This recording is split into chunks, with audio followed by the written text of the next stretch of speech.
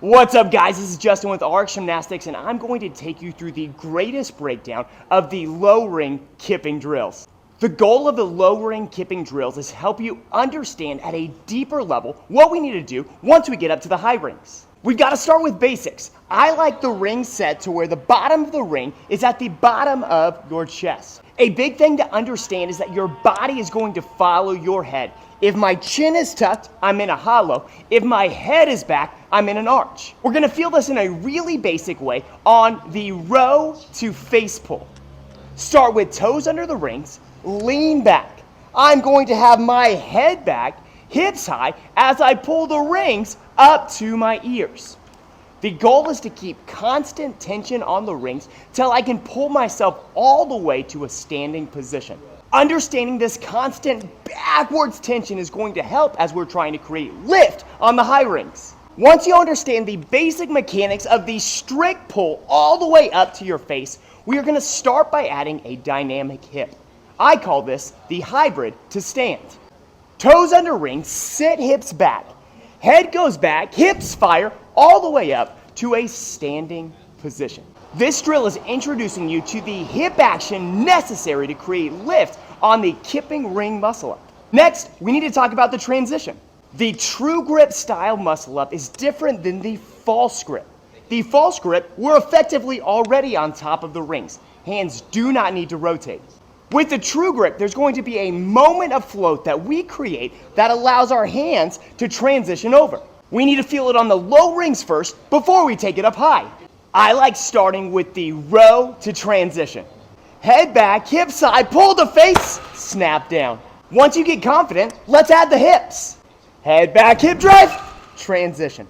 It is important to feel the tension back before we snap into transition. I call this the tick boom. Once you feel confident with those drills, we're gonna bring the rings down to where the bottom of the ring is at the top of your hip. This next set of drills I call the dynamic series. Feet under the rings, hips on the ground. We are going to go through that head back, hip fire transition to stand. At full speed, it looks like this. Once you feel confident with the stand in that dynamic position, let's add a transition. Remember, we want to transition after we face pull. Head back, hip side, transition. A little bit faster. It's important to feel the float and snap. Remember, tick boom. Next, we need to start feeling what it's going to be like to have our legs floating in space. One leg is easier than two. I call this next set of drills the single leg series. The setup is similar to the dynamic series in that my feet are directly under the rings and I sit down. But it differs by now adding one leg straight.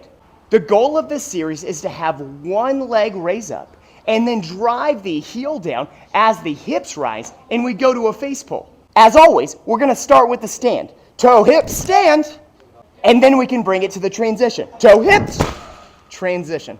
As we go through the series, make sure we're working both legs so we can feel the float equally. Now that we have an idea of the float with the single leg, our next goal is to take both feet out of the equation and feel what our hips are going to do as we transition on the high rings. This next set of drills builds up to what I call our rocking series. Before we even touch the rings, we need to understand what the hip drive is going to feel like. First thing I want you to feel is the knee drive to chest.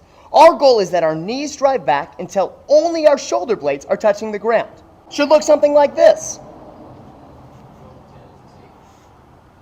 Our next goal is to end up in a high hip position. I like to think about the old school Donkey Kong game, where a barrel is rolling towards me and my feet are going to jump up and over the barrel. Should look something like this. Next, I want you to take that same idea, but hanging onto the rings. Let's not have any arm pull yet. Once you feel that, let's take it to the stand. And continuing in our pattern, now let's transition. For the final part of the rocking series, we are going to take the rings forward. I want you to think that the bottom of the ring has a string tied to your big toe. As soon as the rings start coming back, your toes go with them. First feel it with just the rock, then we go to stand, and finally finish with the transition. If we want to make the transition phase more difficult, we can raise the rings.